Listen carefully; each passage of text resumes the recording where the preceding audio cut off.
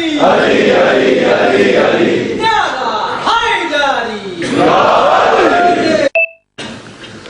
لا حول ولا قوة إلا بالله العلي العظيم حسبنا الله ونعم الوكيل نعم المولى ونعم النصير أعوذ بالله من الشيطان الرجيم بسم الله الرحمن الرحيم الحمد لله رب العالمين وهو رب الشهداء والصديقين والصلاة والسلام على سيد الأنبياء والمرسلين سيدنا ومولانا أبي القاسم محمد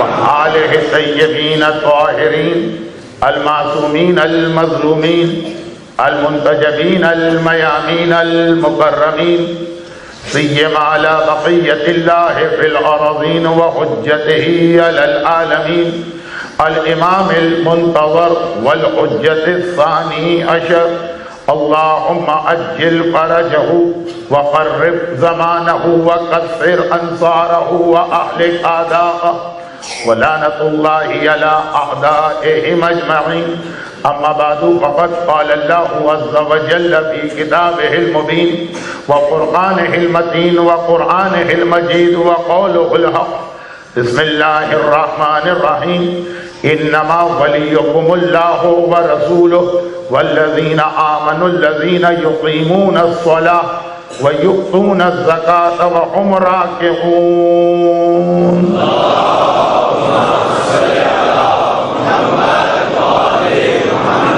أعظم الله أجورنا وأجوركم بمصابنا بالحسين عليه السلام وجعلنا وإياكم من الطالبين بثاره مع وليه الإمام المهدي من آل محمد عليه السلام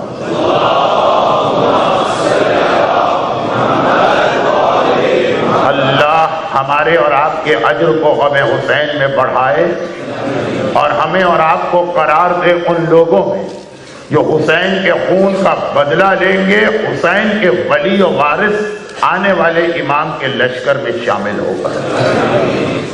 یہ وہ فقرہ ہے، یہ وہ جملہ ہے، یہ وہ دعا ہے جو عاشور کے دن ہر اس مومن کو پڑھنے کا حکم دیا گیا ہے کہ جو دوسرے مومن سے ملاقات کرتا۔ بعض علماء کا یہ نظریہ ہے کہ عاشور کے دن جب ایک دوسرے سے ملاقات ہو تو بہتر یہ ہے کہ ایک دوسرے کو سلامتی کی دعا نہ دی جائے، بلکہ اس کے بدلے میں یہ والا فرصہ، کیونکہ حسین کا غم ہر مومن کا غم ہے، ایک دوسرے کو یہ فرصہ دیا جائے اور اس امام کو یاد کیا جائے جو حسین کے خون کا انتقام اور بدلہ لینے کے لیے تڑپ رہا، اور جب ظاہر ہوگا تو سب سے پہلے اسی مقصد کو پورا کرے گا۔ آج کی رات شب جمعہ بھی ہے۔ شب جمعہ تو ویسے ہی پورا سال ہمیں زمانے کے امام کو یاد کرنا ہوتا، آج کی رات شب عاشور بھی ہے۔ عاشور ابھی وہ مرحلہ گزرا، جو دن ختم ہوا، اس کا نام ہے یوم تاسوعا، 9 محرم یوم تاسوعا، یوم حسر فیہ الحسین۔ یہ وہ دن ہے کہ جب حسین چاروں طرف سے گھیرے میں آ گئے، اب کوئی حسین کی طرف آ نہیں سکتا، لشکر یزید نے چاروں طرف سے گھیرے میں لیا، اور پھر وہ جہاد کربلا کا شروع ہوا جو حسین کی خواہش پر عاشورے کے دن ہوا۔ عمر سعد نے تو تاسوعا 9 محرم کی سے پہر کو ہی کمان میں تیر رکھ کر پہلا تیر چلا کے جہاد کا آغاز کر دیا۔ جہاد کا مطلب حسینی جہاد، عمر سعد کا نہیں۔ آقا حسین نے آقا عباس کو بھیج کر ایک رات کی مہلت دی، یہی رات مہلت لی گئی، اور یہیں سے میں اپنی بات اپنے اصل عنوان ولایت سے ملا رہا ہوں۔ یہ ایک رات کی مہلت کیوں لی گئی؟ اب اس کے امام معصوم، حجت خدا، ولی خدا، اس کے ہر عمل کی بہت ساری مصلحتیں ہوتی ہیں۔ خالی ایک وجہ سے عمل نہیں ہوتا، مگر ظاہری اعتبار سے حسین مظلوم کا آج کی رات کا فرمان ہے۔ اچھا میرا مسئلہ یہ ہے کہ حسین کا فرمان کسے سناؤں؟ یزیدیوں کو سنو؟ عمر سعد والے میری بات توجہ سے سنیں، شمر میری بات پہ توجہ دے گا کہ آقا حسین کا فرمان پیش کر رہا ہے، یا ان مومنین اور مومنات کو جو آج باب المراد اور مختلف امام باڑوں میں موجود؟ آج کی رات جو حسین نے لی تو ایک وجہ یہ بتائی کہ زندگی میں کوئی ایسی رات نہیں گزری جو پوری رات میں نے اللہ کی عبادت نہ کی ہو۔ کل جہاد سے پہلے میں آج کی پوری رات عبادت میں گزارنا چاہتا ہوں۔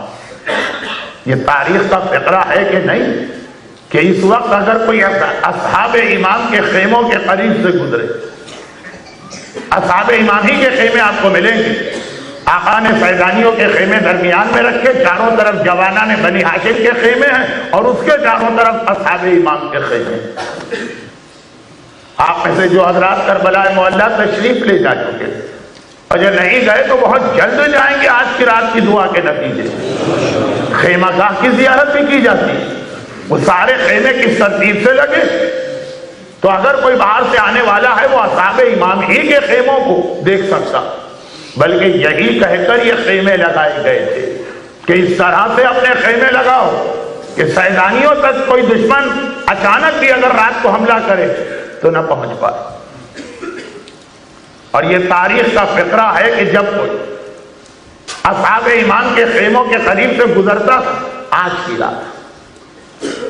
رات یوم تاسوعہ ختم ہوا، شب عاشورہ آئی، آج کی رات، تو اس انداز سے ذکر خدا، تسبیح و تحلیل، تلاوت قرآن اور نمازوں کی آواز آتی تھی، جیسے شہد کی مکھی کے چھتے کے قریب سے گزرے تو مکھیوں کی ایک بھنبھناہٹ کی آواز آتی۔ پوری رات اصحاب امام نے آج عبادت میں گزاری، کیونکہ ان کے آقا اور مولا نے جب یہ رات مانگی، ہم جانتے ہیں دی، لیکن ظاہری اعتبار سے حسین نے جب مانگی تو یہی کہہ کے مانگی کہ آج کی رات عبادت کرنا ہے اور نماز پڑھنا۔ اب یہ جو دو جملے میں نے عرض کر دیے، انہی کی مدد سے میں اپنے عنوان کو آخری منزلوں کی جانب لے جاؤں۔ 1432 یا 1432 ہجری کا یہ اشرا، باب المراد کا ولایت کا عنوان، اور مسلسل چاند رات سے لے کے کل رات تک ہم نے ولایت کے عنوان پہ مختلف حوالوں سے گفتگو کی۔ میدان کربلا میں حسین کے جہاد کا پورا مقصد ولایت۔ اگر حسین دعوی ولایت واپس لے لیتے تو شاید اس انداز سے کربلا کا واقعہ پیش نہ آتا۔ تفصیلات پہلے آ چکی ہیں، جو لوگ مسلسل چاند رات سے آ رہے ہیں میں ان کے وقت کو ضائع نہیں کرنا چاہتا ہوں۔ مجھے معلوم ہے کہ آج بہت سارے مومنین اور بہت ساری مومنات ایسی جو پہلی بار میری مجلس سننے صرف شب عاشور کی وجہ سے آئی ہوئی، چنانچہ ان کے لیے شاید کچھ باتیں سمجھ میں نہ آ سکے کیونکہ یہ سلسلہ چاند رات سے چل رہا، مگر عمر سعد کا یہ کہنا کہ بغضاً بے ابی، یزید کا یہ کہنا کہ میں نے بدر و احد کے بزرگوں کا انتقام لیا، زیارت عاشورہ جس کو آپ کل اعمال عاشورہ میں انجام دیں، اور دعائے نضبہ جسے آپ ایسے ہی ہر جمعے کی صبح کو پڑھتے ہیں، کل کو ضرور ہی آپ کو پڑھنا۔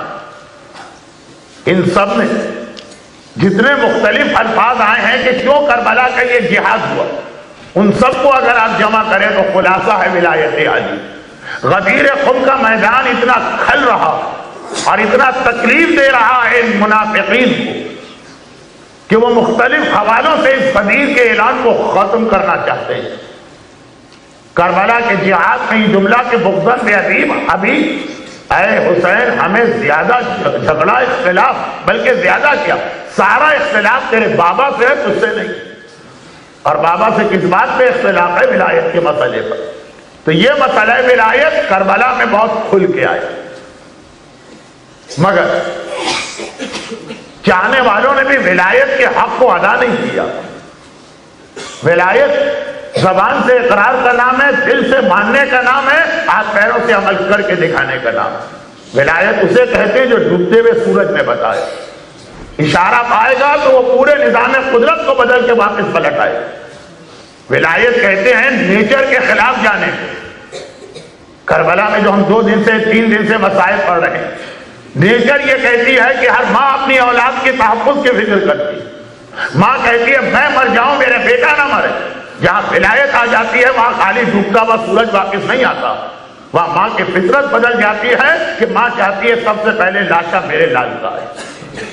ولایت ہمیں بتایا اس آگ نے کہ جس نے علی والے کو جلانے سے انکار کر دی، ولایت بتائی ہمیں اس پانی نے جس نے علی والے کو ڈبونے سے انکار کر دی، ولایت ہمیں بتائی اس درخت نے جو اشارہ پا کے حرکت کرتا، ولایت ہمیں بتائی اس پرندے نے جو نام علی پہ اپنی گردن کٹوانے کو تیار ہوتا۔ یہ 8-9 دن کی محنتیں ہیں جن کو میں سمیٹ کے ایک جملے میں بتا رہا ہوں۔ ولایت نام اس بات کا ہے کہ مومن وہی کہتا ہے جو علی چاہتے ہیں، وہی کرتا ہے کہ جو علی چاہتے ہیں۔ الا وان ابغض الناس الى اللہ، کربلا کے میدان میں وارث ولایت کون بنا؟ سجاد۔ سجاد کا یہ فقرہ ہے کہ یاد رکھو اللہ کو سب سے زیادہ مبغوض ہوا آدمی، سب سے زیادہ ناپسند ہوا آدمی، انگریزی کے لفظ ڈس لائک میں وہ طاقت نہیں، اللہ پسند نہیں کرتا اس کو جو نام امام کا لیتا ہے ثم لا يعمل باعماله، اور پھر اپنے آقا اور مولا کے عمل کی پیروی نہیں کرتا۔ ولایت کے حوالے سے کوئٹہ کل بعض مومنین کو شہید کیا گیا اسی جرم ولایت۔ ایران صوبہ سیستان میں کل ماتمی جلوس پہ سوسائڈ اٹیک ہوا اسی ولایت کے نام سے۔ وہ جو جانیں دی جا رہی ہیں وہ ولایت سے دی جا رہی ہیں۔ ہزارہ کے وہ 2 مومنین جو کل ٹارگٹ کلنگ میں شہید کیے، ان کا کوئی جھگڑا نہ جائیداد کا تھا، نہ زن کا تھا، نہ زر کا تھا، نہ زمین کا، صرف ان سے یہ اختلاف تھا تو ولایت علی کے قائل کیوں؟ جہاں محبت ہے وہاں خیر آ سکتا ہے، جہاں ولایت ہے وہاں خیر نہیں آ سکتا۔ یہ جو ہے کہ تم علی کی ولایت مانتے ہو یعنی خیر علی کا انکار کرتے ہو۔ کل جو سیستان میں اٹیک ہوا ماتمی جلوس، وہی عقیدہ ولایت کی وجہ سے۔ میں پوری تاریخ تشیع نہیں پڑھ رہا ہوں، نہ وقت ہے، نہ موقع ہے، نہ محل ہے، نہ ضرورت۔ یہ ہے ولایت۔ جہاں پہ عورت ایک مومنہ حجاب کے مسئلے پہ آرگومنٹ کرتی ہے، وائے میں حجاب کیوں کروں؟ ولایت ہے جو ماں سے کہتی ہے کہ میں اپنے آپ کو اور اپنی اولاد کو قربان کر دوں۔ یہ ولایت نہیں ہے کہ جہاں پہ ایک مومن آرگومنٹ کر رہا ہے کہ آخر میں نماز کیوں پڑھوں، میں روزہ کیوں رکھوں، میں خمس کیوں ادا کروں، اس عیش و عشرت کی زندگی کیا ضرورت ہے کہ میں ڈسکو میں نہ جاؤں، میں کیوں گانے کو اپنے آپ پہ حرام سمجھوں، میں کیوں مکس گیدرنگ کو ایوائڈ کروں؟ یہ تو ظاہری واجبات ہے۔ پھر مومن کا حق، جہاں ولایت آئے گی وہاں بوڑھے والدین کو نرسنگ ہوم میں اٹھا کے نہیں پھینکا جائے گا، اللہ یہ کہ والدین کی خود اپنی خواہش ہو، ایک الگ مسئلہ۔ جہاں ولایت آ جائے گی وہاں شوہر بیوی پہ یا بیوی شوہر پہ ظلم نہیں کرے۔ پاکستان میں جملہ ہوتا شوہر بیوی پہ ظلم، انگلینڈ میں جملہ ہوگا بیوی شوہر پہ ظلم، لیکن خیر ہر طرف ہر قسم کے لوگ ہوتے ہیں۔ جہاں ولایت آئے گی وہاں کوئی مومن کسی مومن کی غیبت نہیں کرے گا، جہاں ولایت آئے گی وہاں کوئی مومن کسی مومن کا حق نہیں مارے گا۔ مومن تو اس لیے کہہ رہا ہوں کہ مومنوں کا مجمع، ورنہ میرا مولا ممبر کوفہ پہ خطبہ دیتے ہوئے رو دیا۔ مولا خطبے کے درمیان آپ رو دیا، آپ کا ٹاپک کوئی ایسا بھی نہیں، کہا کہ میں دیکھ رہا ہوں یہ ولی خدا ہے جو ممبر پہ بیٹھا ہے مگر دیکھ رہا، میں دیکھ رہا ہوں۔ ولی خدا کی آنکھیں ہماری جیسے نہیں ہوتی کہ ہمیں یہ بھی نہیں پتا دیوار کے پیچھے کیا۔ ولی خدا، ایک بار کوئی صاحب گئے مولا کے پاس، ایسے لوگ بھی ہوتے ہیں جو علی جیسے صاحب علم لدنی اور باب مدینۃ العلم کو جا کے مشورہ دے رہے ہیں، ایڈوائس، محبت میں، کیونکہ نفرت یا دشمنی والے نہیں، بڑے علی سے بہت محبت کرتے ہیں، ان کو علی کی عزت کا بڑا خیال ہے، نعوذ باللہ، مولا کی پرسنالٹی ڈیمیج نہ ہو جائے۔ جانے کے بعد کہتے ہیں کہ یا امیر المومنین، میں نے ایک بات محسوس کی ہے کہ کبھی کبھار ڈر لگتا ہے کہ کہیں ایسا نہ ہو کہ آپ کی بات غلط نکل آئے۔ ڈر کیسے لگتا ہے؟ کہ مولا لوگ آ کے آپ سے مسئلہ پوچھتے ہیں اور آپ بھی ممبر سے سلونی کے دعوے کرتے رہتے ہیں، چلے ٹھیک ہے، وہ دعویٰ تو آپ کرتے ہیں صحیح ہے، برحق ہے، تو لوگ آ کے سوال کرتے ہیں۔ میں نے یہ دیکھا ہے کہ ادھر سوال پورا بھی نہیں ہوا، ابھی آدھا ہی سوال آیا کہ آپ نے اس کا جواب دے دیا۔ مولا دیکھیے مجھے معلوم ہے، اب یہ ہے نا ایسے بھولے بھالے دوست کہ آگے کہتے ہیں کہ مولا مجھے ڈر لگتا ہے کہ جو آپ اتنے جلدی جواب دے رہے ہیں تو ہو سکتا ہے کبھی جواب میں غلطی ہو جائے، کبھی کوئی سلپ آف ٹنگ ہو جائے، یا یہ کہ آپ ٹھہرے نہیں تو جواب غلط ہو جائے۔ سنیں اس کی بات سنیں، سوال کرنے والے کو کون سی جلدی، وہ کون سا بھاگا جا رہا؟ ہمارے یہاں پاکستان میں کہا جاتا ہے اس کی کون سی ٹرین مس ہو رہی۔ مولا وہ سوال کرنے آیا بیٹھا، آپ اس کا سوال سنیے، سوچیے، پھر غور کیجئے، دوبارہ اس جواب کو اپنے ذہن میں ایک بار ریپیٹ کیجئے یا اس کا اینالائز کیجئے، اس کے بعد جواب دیجئے۔ میں بہت ڈرتا ہوں کہ خدا نخواستہ کبھی آپ کی زبان سے غلط جواب نکل گیا، کتنی آپ کی توہین ہوگی۔ علی کا ایک مخلص مگر بے وقوف چاہنے والا، کم معرفت رکھنے والا آ کے علی کو مشورہ دے رہا، آپ کو معلوم تو ہے نا، میرے مولا مسکرائے، کہا کہ میں تیرے سوال کا جواب تیرے مشورے کو بعد میں جواب دوں گا، پہلے ایک بات بتا دے، تیرے ہاتھ میں کتنی انگلیاں؟ مولا 10۔ اتنے جلدی جواب دے دیا، غور بھی نہیں کیا، سوچا بھی نہیں، جواب کو اپنے دماغ میں دہرایا بھی نہیں، ہو سکتا ہے غلطی ہو جاتی، جواب معلوم تھا پھر بھی ذرا سوچتا۔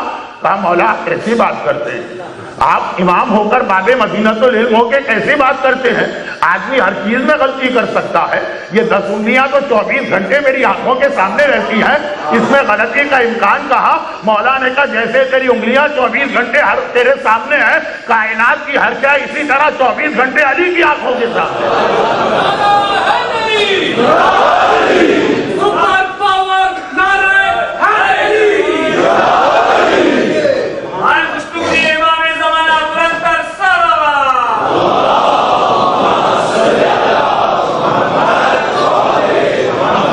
خالی مسئلہ یہ نہیں ہے، سلمان فارسی کے بارے میں روایت ہے کہ ایمان کے 10 درجے سلمان نے 10 کے 10 پا لی، مگر ابو ذر نے 10 میں سے 9 حاصل کی، مقداد نے 10 میں سے 8 پائیں، عمار نے 10 میں سے 7 درجے لیے۔ جو سلمان کی معرفت ہے اگر ابو ذر کو پتہ چلے تو شاید ابو ذر کہیں کہ سلمان جو ہے ان کا دماغ خراب ہو گیا، وہ کیسی کیسی باتیں کر رہے ہیں۔ اور جو ابو ذر کی معرفت ہے مقداد اس کو ڈائجسٹ نہیں کر پائیں، اور جو مقداد کی معرفت ہے وہ عمار یاسر نہیں۔ اب یہ تو بہت ہی نادان بھولا بھالا مومن تھا۔ مالک اشتر جیسا عظیم صحابی، مالک اشتر جیسا صاحب معرفت صحابی، جس کے بارے میں علی نے کہا کہ مالک اشتر میرے پاس وہی اسٹیٹس ہے جو میرا اسٹیٹس رسول خدا کے پاس۔ کتنا عظیم جملہ ہے غیر معصوم کے لیے۔ یہ اہل بیت جو اپنے غلاموں کو بھی اتنا نوازتے ہیں، اپنے غلاموں کی بھی اتنی عزت افزائی کیا کرتے ہیں، مالک اشتر کی قربانیوں کے نتیجے میں کیسا جملہ ہمارے سامنے آیا۔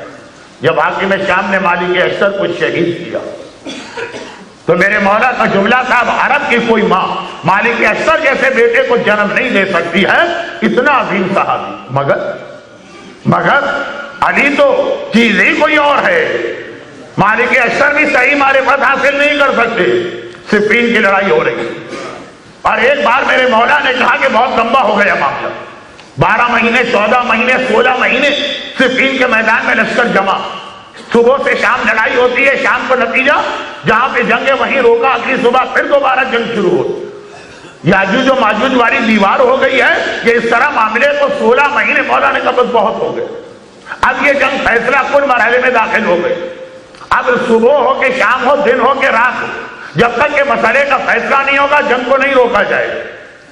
چنانچہ 9 دن مسلسل جنگ ہوتی رہی، 9 راتیں مسلسل جنگ ہوتی رہی، جنگ میں کوئی وقفہ نہ دیا گیا، اور خاص طور پہ جو آخری رات آئی 10ویں رات، علی کی معرفت خالی یہ نہیں ہے کہ بہت بھولا بھالا مومن تھا جس نے یہ بات کہہ دی، مالک اشتر جیسا صاحب معرفت صحیح معنوں میں حق علی ادا نہیں کر سکتا، کیونکہ علی کو سوائے اللہ اور رسول کے کسی نے پہچانا ہی نہیں ہے۔ تو ایک بات جنگ صفین کی 10ویں رات آ گئی، لیلۃ الحریر، حریر کہتے ہیں سردی کی وجہ سے جو کتے کے پلے ٹیاؤں ٹیاؤں کرتے ہیں، جو ان کی آوازیں ہوتی ہیں، وہ حریر۔ اس رات کو بڑی سردی، آج آپ لوگ آ رہے تھے، میں نے دیکھا کہ کس انداز سے لوگ لپٹے لپٹائے چلے آ رہے ہیں۔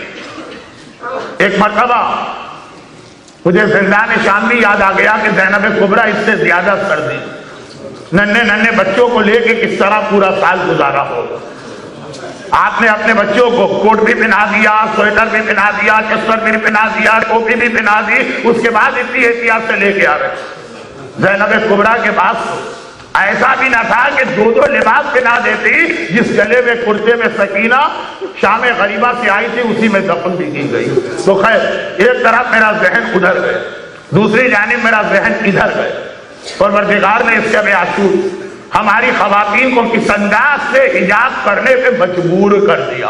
لیلۃ الحریر، فرق یہ ہے کہ اگر اپنی خوشی سے حجاب کر کے آتی تو ہر قدم پہ اجر و ثواب پا رہی، اور اگر موسم کی وجہ سے یہ حجاب کر کے آ رہی ہیں تو اس اجر و ثواب سے محروم ہو رہی ہیں۔ حجاب کو بہرحال کرنا پڑے گا، ثواب کے ساتھ حجاب کریں یا ثواب سے محروم ہو کر۔ تو خیر، ایسی شدید سردی تھی شام میں، صفین، پوری رات کا نام ہے لیلۃ الحریر، لیکن وہ رات اختتام کو پہنچی۔ اچھا، رات شروع بھی بڑے عجیب طریقے سے ہوئی، رات ختم بھی بڑے عجیب طریقے سے ہوئی۔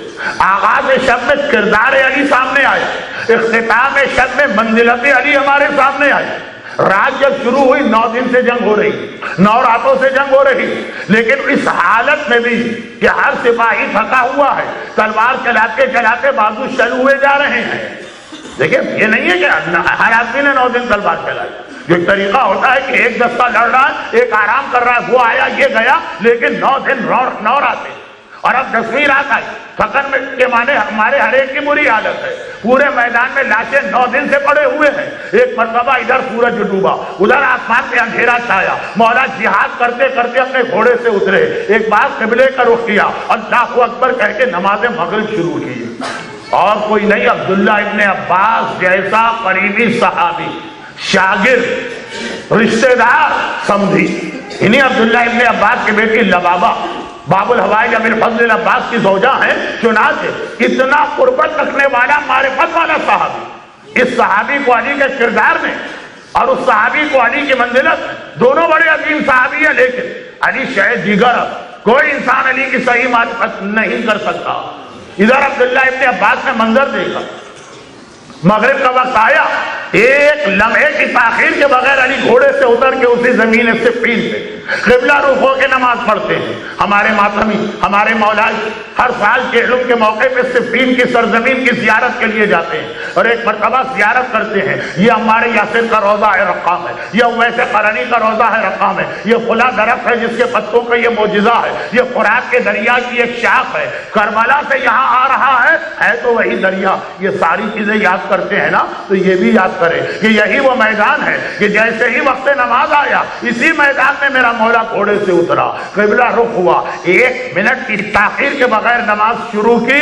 ایسی نماز عبداللہ ابن عباس نے بھی کبھی نہ دیکھی تھی۔ عبداللہ ابن عباس نے علی کی وہ نماز بھی دیکھی یا سنی ہے جس کے لیے سورج پلٹا ہے۔ عبداللہ ابن عباس نے وہ نماز بھی دیکھی تھی جس میں علی کے پاؤں سے تیر کھینچا گیا تو علی کو پتہ تک نہ چلا، مگر ایسی نماز جیسے ہی مولا نے 3 رکعت نماز مغرب ختم کی، عبداللہ ہاتھ جوڑ کے آگے بڑھے، مولا برستے ہوئے تیروں میں، مولا گرتے ہوئے نیزوں میں، مولا چلتی ہوئی تلواروں میں، مولا کٹتی ہوئی گردنوں میں، مولا بہتے ہوئے خون میں، اس انداز سے ایسی نماز کے 1 منٹ کی تاخیر نہ کی۔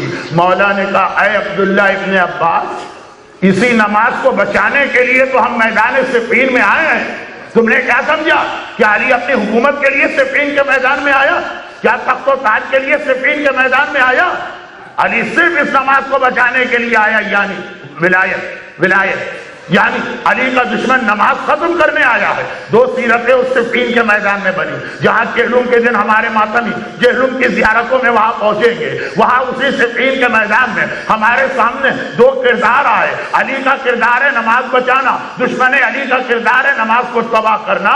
یہ آغاز شب تھی، صفین کی آخری رات، اور اختتام مالک اشتر علی کے لشکر کے سردار۔ ایک مرتبہ رات کے آخر صرف یہ گنتی ہوئی کہ آج کی رات کس کی تلوار سے کتنے لوگ مارے گئے۔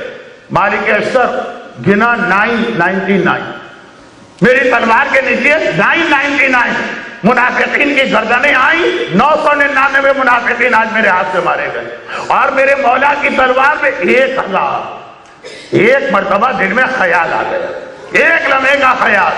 آج مجھ میں اور مولا میں صرف ایک کا فرق رہ گیا۔ اب دیکھیے، یہ امام کی آنکھ بھی ہوتی ہے، یہ امام اس انداز سے دلوں کے پھید کو بھی جانتا ہے باذن پروردگار۔ ادھر اتنا خیال دل میں آیا اور علی کے چہرے پہ مسکراہٹ آ گئی، بلایا ادھر آنا مالک اشرف، یہ کیا سوچا تم نے؟ میں نے 1000 اور تم نے 999 کی گردن کاٹی ہے، بس ایک کا فرق نہیں۔ فرق یہ ہے کہ تمہارے سامنے جو آیا مارا گیا، علی کے سامنے جو آیا قیامت تک یہ دیکھ لیا اس کی اولاد میں کوئی مومن تو پیدا ہونے والا نہیں ہے، اسی کو مارا قیامت تک جس کے صلب میں کوئی بھی مومن نہیں۔